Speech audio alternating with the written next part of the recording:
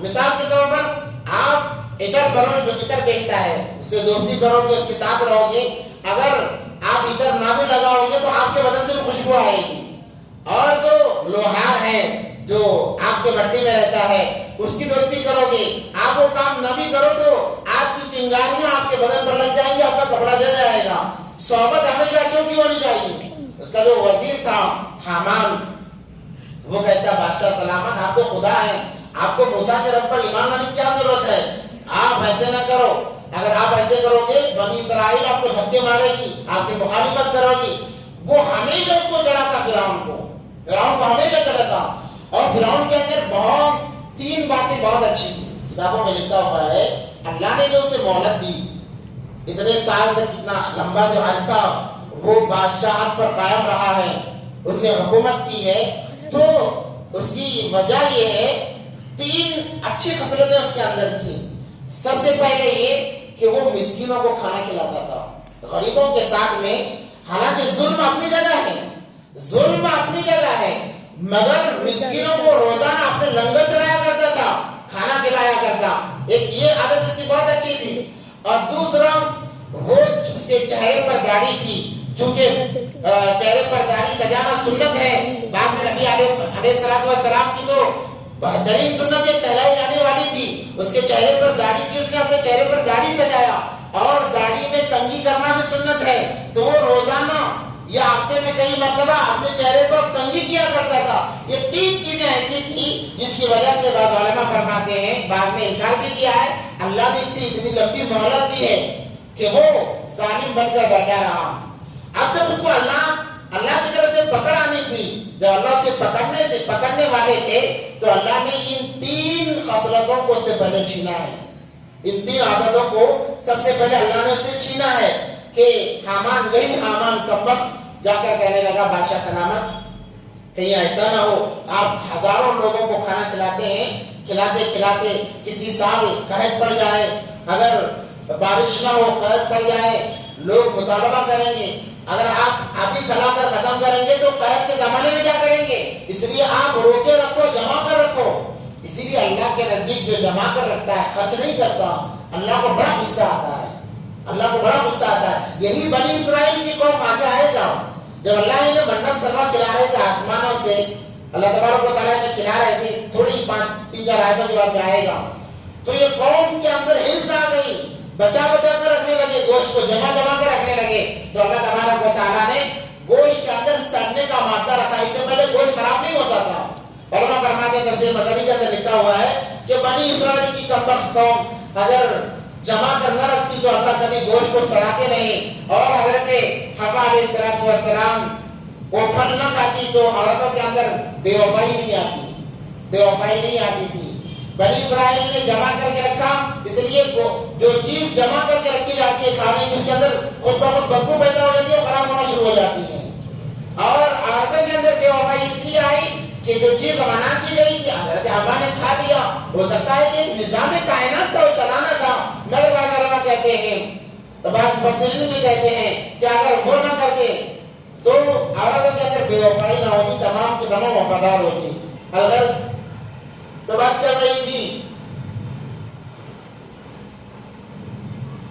جب وہاں سے نکلے فرعون کے بارے میں، تو اللہ نے جب اسے پکڑنے کا ارادہ کیا، یہ حامان گیا جا کر کہنے لگا آپ کھانا کھلانا بند کریں، یا پھر ایسا کریں ایک دن کھلائیں ایک دن چھوڑ دیں، یا پھر ایک ہفتہ کھلائیں ایک ہفتہ چھوڑ دیں، یا پھر ایک مہینہ کھلائیں ایک مہینہ چھوڑ دیں.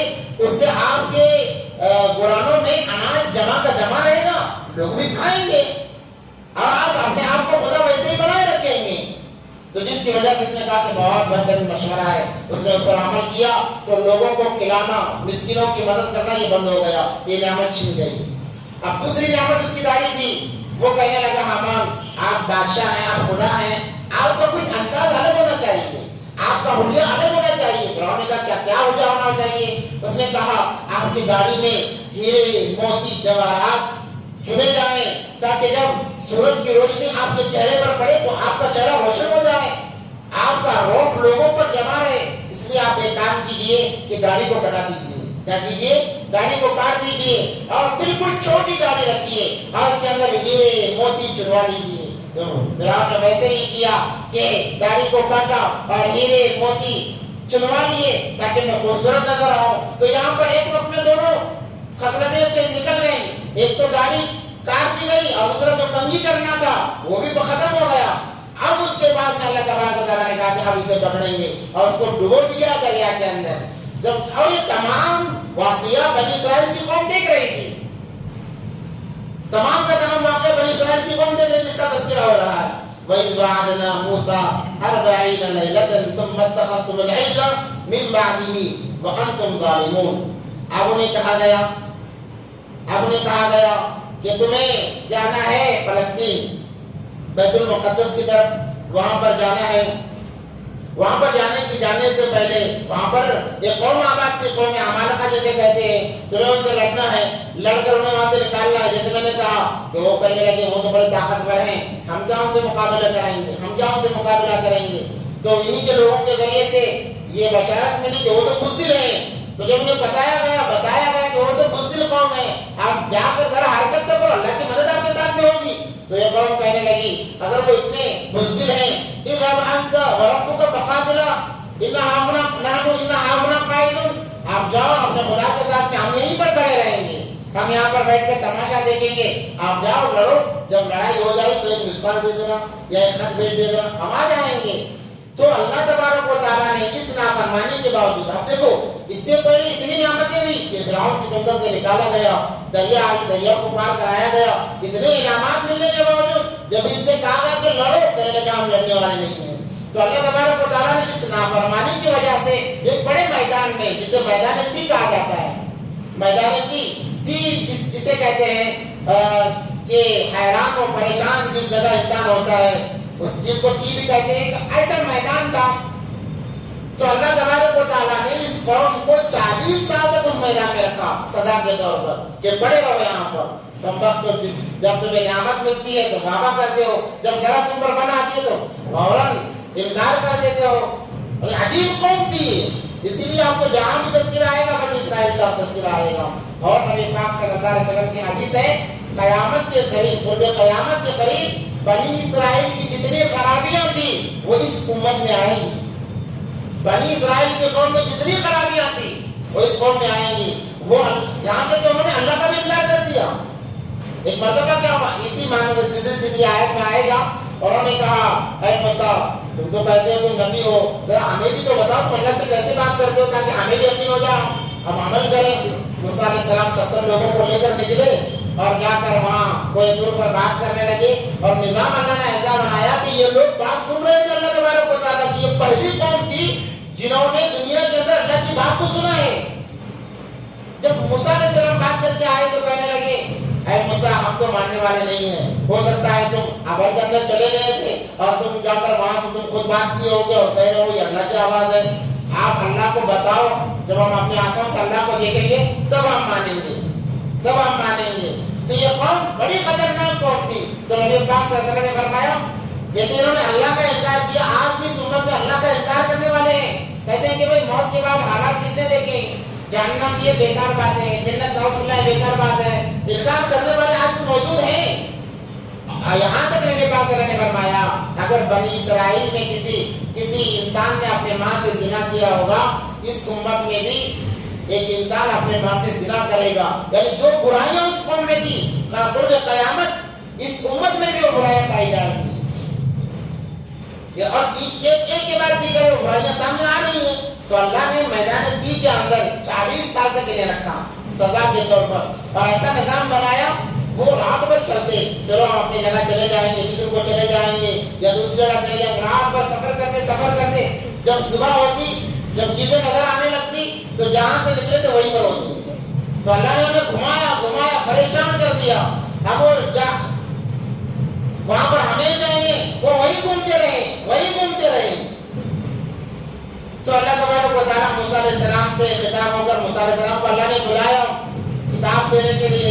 وہی تذکرہ ہو رہا ہے, وہی بات میں موسیٰ جب اللہ نے وعدہ کیا موسیٰ علیہ السلام سے 40 راتوں کا جب وعدہ کیا, ثم اتخذتم العجل من بعدی وانتم ظالمون. اب موسیٰ علیہ السلام چلے گئے کوئی دور پر تورات لانے کے لیے, اللہ کی کتاب لانے کے لیے. موسیٰ علیہ السلام چلے گئے. اب یہ قوم انہوں نے بچڑے کو پوجنا شروع کر دیا. معاملہ یوں ہوا کہ جب وہ مصر سے نکلے تھے تو مصر کے لوگوں کے بہت سارے زیورات ان کے پاس امانتاً تھے, وہ ان کے پاس رکھنے کے لیے دیے تھے. جب وہ مصر سے نکلے ہیں تو تمام زیورات کو لے کر نکلے. اب جب موسیٰ علیہ السلام چلے گئے کوئی دور پر تو اس کے اندر ایک سامری تھا, سامری نام کا ایک انسان تھا. اس بدبخت نے کیا کیا, کہا کہ تمہارے پاس جو مال ہے, سونا ہے, اس کو ایک کام کرو تو بیت المال کا تم اسے استعمال نہیں کر سکتے, اس لیے بہتر یہ ہے کہ تم اس کو ایک جگہ ڈال دو, ایک گڑھا کھودا اور وہاں پہ آ کے دفنا دو. جب موسیٰ علیہ السلام آئیں گے ان سے پوچھ لیں گے اس کا کیا کیا جائے اور اس کے بعد میں استعمال کر لینا. تو تمام نے سونا لا کر وہاں پر ڈال دیا. تو اس نے کیا کیا, اس سونے کو جلا کر پگھلایا. پگھلانے کے بعد میں وہ جب میدان طی میں تھے, 40 سال جو وہاں پر ان کا قیام تھا, اس دوران جبرائیل علیہ السلام جب آتے تو جبرائیل علیہ السلام ایک گھوڑے پر آتے. جبرائیل علیہ السلام کے گھوڑے کے پیر جہاں جہاں پڑتے وہاں پر ہریالی آ جاتی, اس جگہ پر ہریالی آ جاتی. تو جب اس نے دیکھا, اس نے غور کیا کہ یہ گھوڑا جہاں قدم رکھتا ہے وہاں, حالانکہ میدان طی ایک ایسا میدان تھا وہاں پر درخت نہیں, سایہ نہیں, کچھ بھی نہیں, نہ پانی کا انتظام, کچھ بھی نہیں تھا. یہ گھوڑا جہاں قدم رکھ رہا ہے وہاں پر ہریالی آ رہی ہے, ہو سکتا ہے اس کے اندر ایک زندگی کی طاقت ہوگی, یعنی روح پھونکنے کی طاقت ہوگی. اس لیے جب جبرائیل علیہ السلام جانے لگے, جس جگہ ان کے گھوڑے کے پاؤں پڑے وہاں سے فوراً اس نے مٹی اٹھا لی اور رکھ لیا خاموشی سے. اور جب یہ سونے کو پگھلایا, موسیٰ علیہ السلام کو دور پر چلے گئے حضرت ہارون علیہ السلام کو چھوڑ کر, تو اس نے سونے کو پگھلایا. پگھلانے کے بعد میں بہت بڑی آبادی تھی ان کی. پگھلانے کے بعد میں اس کا بچڑا بنایا, کیونکہ قبطی جو لوگ تھے, فرعونی جو تھے, وہ گائے کو پوجا کرتے تھے, گائے کی پوجا کرتے تھے. تو سامری بھی انہی میں سے تھا, تو اس نے ایک بچڑا بنایا. بچڑا بنانے کے بعد میں وہ جو مٹی تھی گھوڑے کی, اس مٹی کو اس کے اندر ڈال دیا تو اس کے اندر آوازیں آنے لگی. بعض مفسرین کہتے ہیں کہ اس نے اس کو ایسے انداز میں بنایا کہ ہوا پیچھے کے راستے سے گھستی اور سامنے کے راستے سے جب ہوا نکلتی تو گھوڑا بولتا, وہ بچڑا بولتا, یعنی بات کرنے کی سی آوازیں آتی. تو سامری کہنے لگا, اے بنی اسرائیل کی قوم, دیکھو تمہارا خدا تو یہ ہے, یہ بات کر رہا ہے, تمہارا خدا ہے. اور موسیٰ علیہ السلام کو غلط فہمی ہو گئی, وہ خدا کو ڈھونڈنے کے لیے کوئی دور پر گئے ہیں, تم ان کی پوجا کرو, اس کی پوجا کرو, یہی تمہارا خدا ہے. تو اس میں سے کئی ہزار لوگ بچڑے کی پوجا کرنے لگے. تو اس کا تذکرہ وہی ہو رہا ہے, وہی بات نہ موسیٰ جب اللہ نے وعدہ لیا موسیٰ علیہ السلام سے 40 راتوں کا. اور ایک معاملہ یہ ہوا کہ موسیٰ علیہ السلام جب کوئی دور پر گئے, وہ 40 دن کا بول کر گئے تھے. 40 دن وہاں پر روزہ رہنا ہے, اللہ کی عبادت میں لگے رہنا, افطار نہیں کرنا ہے, افطار نہیں کرنا, بس روزے سے رہنا ہے. تو موسیٰ علیہ السلام یہ سمجھے کہ مجھے ایک مہینے کی مہلت دی گئی ہے, تو موسیٰ علیہ السلام نے اللہ کو پوچھے بغیر افطار کر دیا. تو اللہ نے کہا کہ اور 10 دن روزہ رکھو, کیونکہ مجھے روزے کی وجہ, روزے سے رہنے کی وجہ سے انسان کے جسم سے جو بو نکلتی ہے, جو بدبو نکلتی ہے, وہ اللہ کو مشک و عنبر سے زیادہ محبوب ہے. اللہ تبارک و تعالیٰ کل قیامت کے روزے داروں کے لیے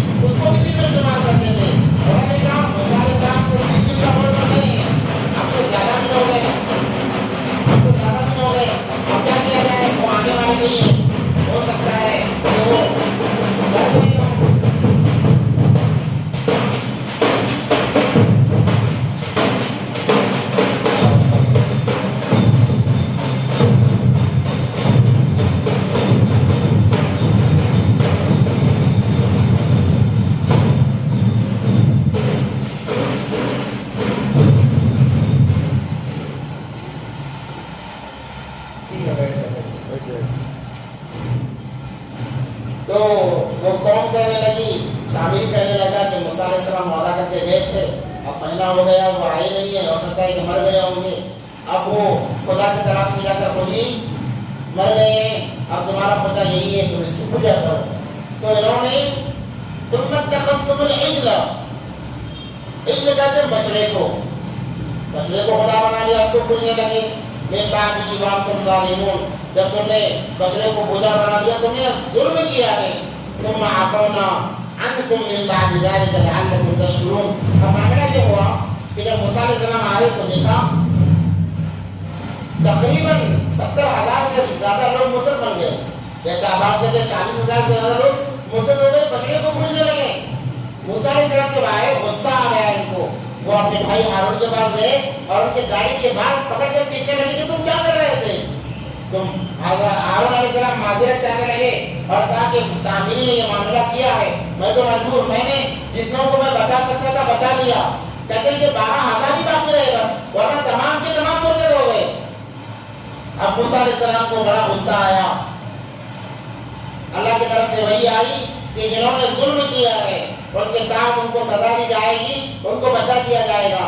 اس کے ان کے بدلے کا یہ معاملہ پیش آیا کہ اللہ نے کہا کہ جو مرتد ہو گئے ہیں، جو مرتد نہیں ہوئے وہ تلوار نکالیں اور جتنے لوگ مرتد ہوئے ان کو قتل کیا جائے، ان کو کیا کیا جائے؟ قتل کیا جائے۔ اب جن کو قتل کیا جانا تھا، جو مرتد ہوئے تھے اس میں سے کسی کا بھائی بھی تھا، باپ بھی تھا، بیٹا بھی تھا، مگر کہا کہ نہ بھائی کی رعایت کی جائے گی، نہ باپ کی رعایت کی جائے گی، نہ کسی کی رعایت کی جائے گی۔ اللہ نے قتل عام کا اعلان کر دیا۔ اب جب یہ قتل کرنے لگے تو کسی کا باپ نظر آ رہا ہے، کسی کا بھائی نظر آ رہا ہے، ان کے ہاتھ درس گئے، تو یہ کہنے لگے اے موسیٰ ہم سے کام نہیں ہو سکے گا کہ ہم اپنے باپ کو قتل کریں، اپنے بھائی کو قتل کریں، ہم سے نہیں ہوگا۔ تو اللہ نے آدر بھیجا، یعنی ایسا اندھیرا چھایا کہ کوئی دوسرے کو پہچان نہیں سکتا، کہا کہ اب قتل کرو، تو قتل کیا جانے لگا۔ صبح سے لے کر شام تک کے قتل کا معاملہ چلتا رہا، یہاں تک کہ 70,000 لوگوں کو قتل کر دیا گیا، 70,000 لوگ قتل کر دیے گئے۔ اب اس قوم کے بوڑھے اور عورتیں بچے آ کر موسیٰ کے سامنے فریاد کرنے لگے، اے موسیٰ اب اللہ سے کہہ کر یہ معاملہ رکوا دو، ہم سے برداشت نہیں ہوگا، ہم کیسے اپنے قریبی لوگوں کو بڑھتا ہوا دیکھیں۔ تو اللہ کے سامنے حضرت موسیٰ علیہ السلام ننگے سر ہو کر التجا کرنے لگے، اے اللہ جیسے بھی یہی مسلمان باقی ہیں، اور اس وقت میں وہی مسلمان تھے بنی اسرائیل، باقی کوئی مسلمان نہیں تھا، جیسے بھی یہی ایمان والے ہیں پورے کے پورے ختم ہو گئے، تیری تعریف کرنے والا کون ہے، اللہ رحم کر دے۔ تو اللہ نے قتل کو ختم کر دیا، کہا کہ جو قتل ہو گئے میں ان کو شہید کا مقام دوں گا۔ اللہ نے اتنا احسان کیا، ہونا تو یہ چاہیے تھا کہ چلو جہنم رسید ہو گئے معاملہ ختم، مگر اللہ نے ایسا نہیں کہا کہ خوشخبری سنائی، انہیں کہو کہ خوشخبری ہے ان کے لیے، جو لوگ قتل ہو گئے وہ شہید ہیں، اور جو قتل نہیں ہوئے ہیں انہیں بھی بشارت دو کہ میں نے انہیں معاف کیا ہے۔ تو یہاں وہی تذکرہ ہو رہا ہے، ثم عفونا، پھر ہم نے ان کو معاف کر دیا اس کے بعد میں، قتل و غارت کے بعد میں، من بعد ذلک لعلکم تشکرون، تاکہ تم شکر گزار بن جاؤ، کیونکہ جتنے لوگوں کو قتل کرنے کا کہا گیا تھا نافرمانوں کو، شام تک قتل کرنے کے باوجود بھی وہ لوگ باقی تھے جن کو اور قتل کرنا تھا، تو اللہ نے اس حکم کو منسوخ کیا، کہا کہ اب قتل کرنے کی ضرورت نہیں ہے، جو قتل ہو گئے وہ تو شہید ہیں، اور جو باقی ہیں میں نے ان کے تمام گناہ معاف کر دیے۔ اللہ بتا رہے میں نے اس لیے معاملہ کیا تاکہ تم شکر گزار بن جاؤ، تم احسان مند بن جاؤ۔ وَإِذْ آتَيْنَا مُوسَى الْكِتَابَ وَالْفُرْقَانَ لَعَلَّكُمْ تَهْتَدُونَ۔ اب اللہ تبارک و تعالیٰ فرما رہے ہیں، اور یاد کرو اس وقت میں جب ہم نے موسیٰ علیہ السلام کو کتاب یعنی توریت عطا کی، فرقان یعنی فرق کرنے والی، لعلکم تہتدون، تاکہ تم ہدایت یافتہ ہو جاؤ، تم ہدایت پانے والے بن جاؤ۔ وَإِذْ قَالَ مُوسَىٰ لِقَوْمِهِ يَا قَوْمِ إِنَّكُمْ ظَلَمْتُمْ أَنفُسَكُمْ بِاتِّخَاذِكُمُ الْعِجْلَ فَتُوبُوا إِلَىٰ بَارِئِكُمْ فَاقْتُلُوا أَنفُسَكُمْ۔ جو میں نے اوپر تذکرہ کیا وہی اس کا تذکرہ ہو رہا ہے۔ موسیٰ علیہ السلام نے جب کہا اپنے قوم سے، اے قوم تم نے اپنے آپ پر ظلم کیا ہے، یعنی بچڑے کو پوچھ کر، بچڑے کی عبادت کر کے جب انسان گناہ کرتا ہے تو وہ اپنے آپ پر ظلم کرتا ہے۔ آپ کو کہ کیسے ظلم کرتا ہے؟ اس گناہ کی وجہ سے اسے جہنم میں جلنا پڑے گا، اسے جہنم میں جلنا پڑے گا، اور عذاب کو جھیلنا پڑے گا، تکلیف جھیلنی پڑے گی، اور تکلیف گویا کہ یہ اپنے آپ پر ظلم کرنا ہے۔ اور اللہ کسی کو اجازت نہیں دیتے کہ وہ اپنے آپ پر ظلم کرے. اگر انسان اپنا ہاتھ کٹوانا چاہے کٹوا نہیں سکتا, اللہ اس کے اوپر سزا دیں گے. تمہیں کس نے حق دیا ہے کہ تم اپنا ہاتھ کاٹو؟ انسان اپنے اعضاء کو تکلیف نہیں پہنچا سکتا. انسان اپنے اعضاء کو تکلیف ہرگز نہیں پہنچا سکتا. اگر کوئی انسان اپنے اعضاء کو تکلیف پہنچائے گا اللہ کی طرف سے پکڑ آئے گی. اس لیے نبی پاک صلی اللہ علیہ وسلم جب عبادت میں اتنا لگ گئے کہ ان کے پاؤں سوکھ جاتے تھے, تو اللہ نے کہا ہے نبی جی آپ اپنے آپ کو تکلیف میں نہ ڈالیے, عبادت ہو رہی ہے. مگر اللہ کیا کہہ رہے ہیں, اور صحابہ کیا کرتے, مسجد نبوی میں اپنے آپ کو سکون سے باندھ لیتے, رسی سے باندھ لیتے. کیوں کہ نیند کی وجہ سے ہم گر نہ جائیں, اور رات بھر ہم عبادت کرتے رہیں. اللہ نے کہا کہ اس کی اجازت نہیں ہے. اگر کوئی انسان رات بھر کھڑا ہو کر عبادت کرے جس کی وجہ سے بیمار ہو جائے, ثواب نہیں ملے گا, گناہ ہوگا. تمہیں کس نے کہا تھا رات بھر کھڑے ہو کر عبادت کرنے کے لیے؟ عبادت کرنی ہے. جب تہجد کا وقت ہو 2-4 رکعت تہجد کی نماز پڑھ لینا. اللہ نے نبی پاک صلی اللہ علیہ وسلم کو فرمایا یا ایھا المزمل قم اللیل الا قلیلا نصفہ او انقص منہ قلیلا او زد علیہ ورتل القرآن ترتیلا, کہ ساری رات جاگ کر عبادت کرنے کی ضرورت نہیں ہے, آپ آدھا حصہ کر لو, آدھی رات جاگو آدھی رات آرام کرو. تو انسان گویا کہ اگر رات بھر جاگ رہا ہے وہ اپنے آپ پر ظلم کر رہا ہے. اللہ عبادت میں ظلم کو برداشت نہیں کر رہے ہیں. کتنے بڑے مہربان اکبر اللہ تبارک و تعالیٰ ہیں کہ اللہ کہہ رہے ہیں تمہیں وہی ثواب ملے گا اگر تم رات کے حصے میں اٹھ کر 2-4 رکعت نماز پڑھ لو گے, اور رات بھر تمہیں عبادت کرنے کا میں ثواب دیتا ہوں. یہاں تک حدیث میں آتا ہے, بخاری و مسلم کی حدیث ہے کہ جو انسان عشاء کی نماز پڑھتا ہے, سو جاتا ہے سنت طریقے پر, صبح اٹھتا ہے اور فجر کی نماز ادا کر لیتا ہے, تو اللہ تبارک و تعالیٰ سے رات بھر عبادت کرنے کا ثواب دیتے ہیں. رات بھر وہ عبادت کر رہا تھا, سونا مفت میں رہا, تو اللہ اپنے آپ پر ظلم کرنے کی اجازت نہیں دیتے. تو یہاں پر موسیٰ علیہ السلام کہہ رہے ہیں انکم ظلمتم انفسکم, تم نے اپنے آپ پر ظلم کیا ہے. کیسے ظلم کیا؟ باتخاذکم العجل, کہ تم نے بچڑے کو معبود بنا لیا. فتوبوا الی باریکم فاقتلوا انفسکم, بس تمہاری توبہ کا یہی ذریعہ ہے کہ تم آپس میں ایک دوسرے کو قتل کرو. ذالکم خیر لکم, یہ تمہارے لیے بہتر ہے, تمہیں یہی کرنا ہوگا. اگر توبہ تم چاہتے ہو اللہ تمہیں معاف کرے تو تمہیں یہی کرنا ہوگا. ذالکم خیر لکم عند باریکم فتاب علیکم, اللہ کے دربار میں توبہ کرو, انہ هو التواب الرحیم, وہ تو توبہ کو قبول کرنے والے ہیں, اللہ بہترین معاف کرنے والے ہیں. اس لیے انسان جب گناہ کرتا ہے, شیطان نے چونکہ وعدہ کیا جیسے مجھے جنت سے نکالا گیا میں آدم کو جنت سے نکالوں گا, جنت سے نکالا, اور اس نے کہا میں آدم کی اولاد کو جنت میں جانے نہیں دوں گا, ایسا بہکاؤں گا کہ میں تمام کو جہنم میں پہنچاؤں گا. اللہ نے کہا تو جتنی کوشش کرنا ہے کر لے, جتنی کوشش کرنا ہے کر لے. آدم کی اولاد میں سے کوئی بھی ساری زندگی وہ چاہے گناہ میں گزار دے, موت سے ایک لمحہ پہلے بھی اگر وہ معافی مانگتا ہے اللہ سارے زندگی کے گناہوں کو معاف کر دیتے ہیں. اللہ نے کہا تو ایڑی چوٹی کی محنت لگا لے گمراہ کرنے میں میرے بندوں کو, مگر وہ ایک قطرہ آنسو کا بہائے گا, ندامت کا بہائے گا, میں اس کے ساری زندگی کے گناہ معاف کر دوں گا.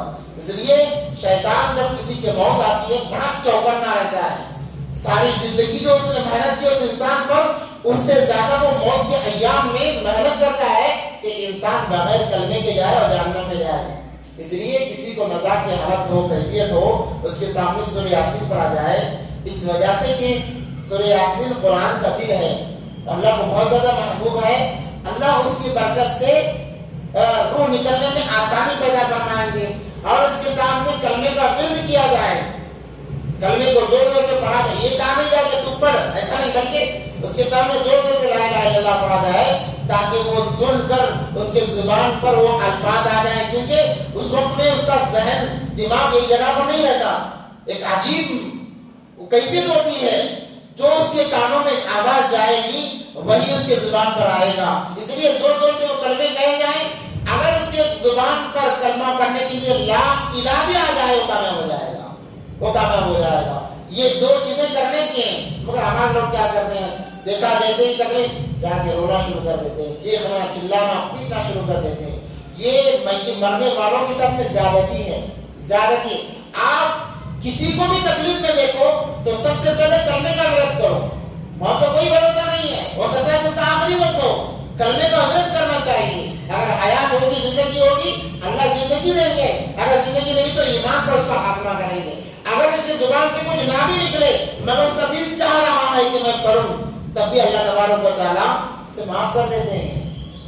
اللہ نے یہاں تک حدیث میں آتا ہے کل قیامت کے دن جو لوگ جہنمی ہوں گے، جب اللہ جہنمیوں کو ایمان کے بدولت نکالنا چاہیں گے تو اللہ یہاں تک فرمائیں گے اے جبرائیل جاؤ، جس کے دل میں یہ بات گزری کہ میں بھی کلمہ پڑھ لیتا تو کتنا اچھا ہوتا، یا میں بھی نمازیں پڑھ لیتا تو کتنا اچھا ہوتا، جس کے دل میں یہ بات بھی گزری ہے اس کو بھی جہنم سے نکالا جائے. اللہ تو اتنا مہربان ہے انسانوں پر، اتنے کرم کرنے والے ہیں اللہ تبارک و تعالیٰ انسانوں پر. یہاں پر یہ تذکرہ ہو رہا ہے تو اللہ بہت زیادہ معاف کرنے والے ہیں. اس لیے انسان کو ہمیشہ توبہ، اب جب رات میں سو دعا کر کے سو کہ اللہ جو میں نے غلطی کی ہے معاف کر دے. اللہ تو معاف کرنے والے ہیں. ہو سکتا ہے وہ ہماری آخری بات ہو، جب صبح میں جائیں تو دعا کر کے جائیں، ہو سکتا ہے ہمارا آخری دن ہو، جب دعا کر کے نکلیں گے اگر مر بھی جائیں تو اللہ معاف کرنے والے ہیں کیونکہ ہم نے توبہ کی ہے. اب وادی عتیق کے اندر یہ بنی اسرائیل کی قوم ہے، قتل و غارت کی وجہ سے اللہ نے تمام کو معاف کر دیا. تو یہ قوم کہنے لگی موسیٰ علیہ السلام سے، اے موسیٰ علیہ السلام تم تورات دینے جا رہے ہو، کتاب لینے جا رہے ہو، ہم بھی تمہارے ساتھ میں چلیں گے تاکہ ہم بھی اللہ کو دیکھ لیں، اللہ کو دیکھ لیں. تو موسیٰ علیہ السلام نے ان لوگوں میں سے 70 مقرب جو مشہور قسم کے تھے، بڑے قسم کے تھے لوگوں کو، 70 لوگوں کو لیا اور لے کر چلے کوہ طور پر. اور جب وہاں پر گئے ان لوگوں کو پہاڑ کے نیچے کھڑا کیا اور ایک ابر سا شبنمی سا ماحول بنا. حضرت موسیٰ علیہ السلام اس ابر کے اندر جا کر غائب ہو گئے، یعنی چلے گئے. ان لوگوں کو یہیں پر کھڑا کیا اور موسیٰ علیہ السلام سے اللہ بات کر رہے ہیں اور یہ بات جن لوگوں کو سنائی جا رہی ہے یہ بھی سن رہے ہیں تاکہ انہیں یقین ہو جائے کہ اللہ ہی احکام کو جاری کرنے والے ہیں. وَإِذْ يَا موسیٰ، جب قوم نے کہا اے موسیٰ لَن نُؤْمِنَ لَكَ حتیٰ، ہم تو پر ایمان لانے والے نہیں ہیں یہاں تک کہ نَرَى اللَّهَ جَارَةً، ہم اپنے آنکھوں سے دیکھ لیں. فَأَخَذَتْكُمُ الصَّاعِقَةُ وَأَنْتُمْ تَنْظُرُونَ، تاکہ ہم اپنے آنکھوں سے جب تک نہ دیکھ لیں ہمیں یقین نہیں ہوگا. ایک کام کرو تم ہمیں بھی بتاؤ. تو موسیٰ علیہ السلام لے گئے، اللہ کی بات کو سنوایا تو قوم کہنے لگی ہو سکتا ہے تم گیم کھیل رہے ہو، ڈبل کام کر رہے ہو، خدا کی آواز کر کے اپنے آپ کو سنا رہے ہو، ہم یقین کرنے والے نہیں ہیں. ہم اس وقت میں اعتبار کریں گے جب اللہ ہمارے سامنے آئے اور آ کر کہے کہ میں یہ خدا ہوں، میں یہ حکم دے رہا ہوں. اب اندازہ لگاؤ یہ قوم کتنی گئی گزری قوم ہے کہ یہ تو ماننے کے لیے تیار ہی نہیں. اسی لیے ایک بڑی پیاری حدیث ہے، نبی پاک صلی اللہ علیہ وسلم بیٹھے ہوئے تھے، نبی پاک صلی اللہ علیہ وسلم نے فرمایا اے میرے صحابہ میرے بھائیوں کو سلام کہہ دینا، میرے بھائیوں کو سلام کہہ دینا. صحابہ نے کہا اللہ کے نبی کیا بات ہے، کیا ہم آپ کے بھائی نہیں ہیں؟ ہم آپ کا ساتھ دیتے ہیں خوشی میں غمی میں آغام میں آپ کے ساتھ رہتے ہیں، کیا ہم آپ کے بھائی نہیں ہیں؟ تو حضرت نبی پاک صلی اللہ علیہ وسلم نے فرمایا اے میرے صحابہ تم میرے دوست ہو.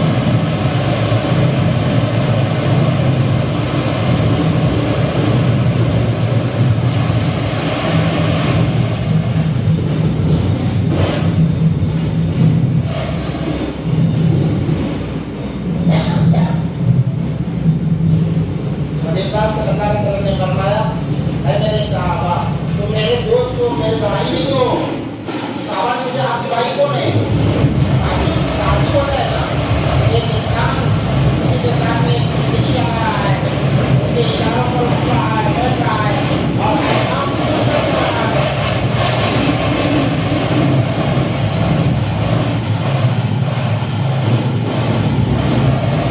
یہ بھی بنی اسرائیل کی قوم ہے.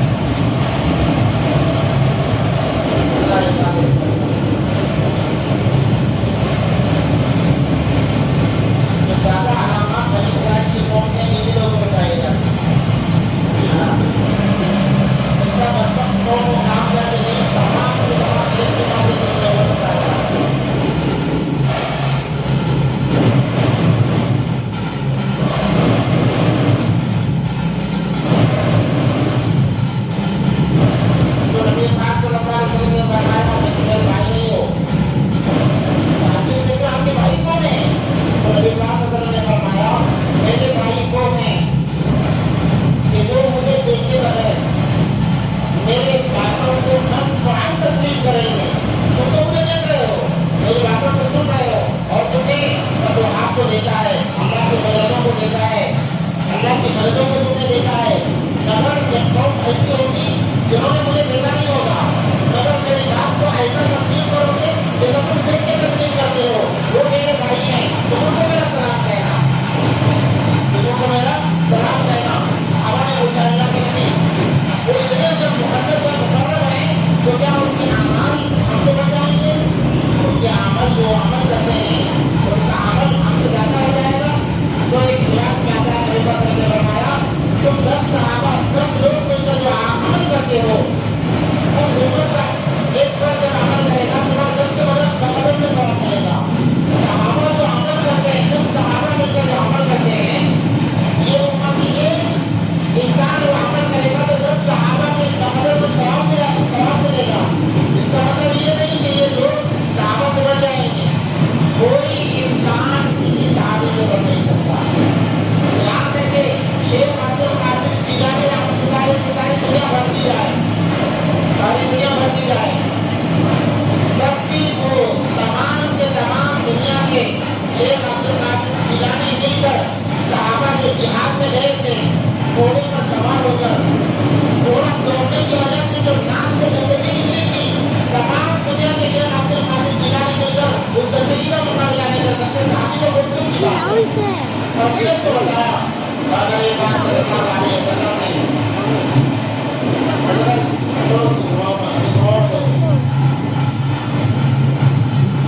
انہوں نے کہا کہ ہم آنکھوں سے دیکھیں گے, جب ہم اللہ کو آنکھوں سے دیکھیں گے تب ہم اعتبار کریں گے. تو جیسے ہی انہوں نے یہ بات کہا اللہ کو بڑا غضب آیا, غصہ آیا. اللہ نے ایک زبردست بجلی بھیجی جس کی وجہ سے 70 کے 70 مر گئے. 70 کے 70 کیا ہو گئے؟ وہی مر کر ڈھیر ہو گئے. اب جب موسیٰ علیہ السلام نے دیکھا یہ تو مر گئے اور عجیب قوم تھی, پورا الزام کس پر لگاتے؟ موسیٰ علیہ السلام پر. تم ہی لے جا کر انہیں مار کر آئے ہو. تو موسیٰ علیہ السلام کہنے لگے یا اللہ یہ عجیب قوم ہے, مجھے بخشے گی نہیں, یہ الزام بھی میرے اس طرح آئے گا. یا اللہ آپ ایک کام کر دیجئے, ان کو دوبارہ زندہ کر دیجئے تاکہ میں الزام سے بچ جاؤں. میں کس سے بچ جاؤں؟ میں الزام سے بچ جاؤں اور دوبارہ انہیں زندہ کر دیجئے.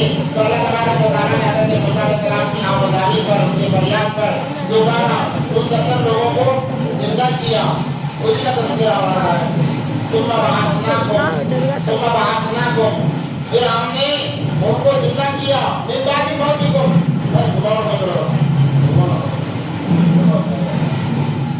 ثم بعثناکم, اللہ فرماتے ہیں پھر میں نے ان کو زندہ کیا من بعد موتکم, موت دینے کے بعد میں, کیونکہ وہ مر چکے تھے پورے کے پورے. اب اللہ نے ایک ایک کو زندہ کیا اور ایسا زندہ کیا کیونکہ انکار کر رہے تھے, ایسا زندہ کیا کہ ایک اٹھ کر کھڑا ہو جاتا, دوسرے کو دیکھتا کہ مرا ہوا ہے, تھوڑی دیر میں وہ بھی زندہ ہو رہا ہے, وہ بھی زندہ ہو رہا ہے. ویسے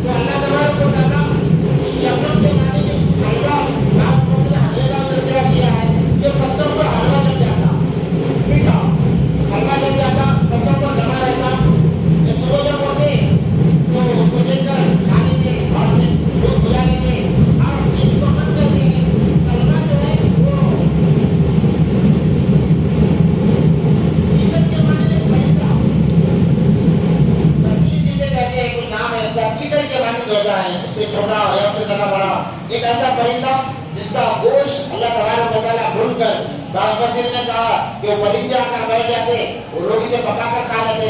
अब जब दरख्त नहीं है, कुछ भी नहीं है, तो पकाने का सवाल कहाँ से पैदा होता है? तो कहते कि अल्लाह की तरफ से वो बनकर आ जाता, बना बनाया आ जाता, तो वो हलवा खा लेते। और इसके इस तीतर के मानी पे था, उसके कबाब खा लेते, गोश्त खा लेते। तो अल्लाह ने इसको मन्नत सलवा कहा है। मन अलग है, वो एक हलवे का किस्म का है, और सलवा तो एक परिंदे का वो गोश्त है।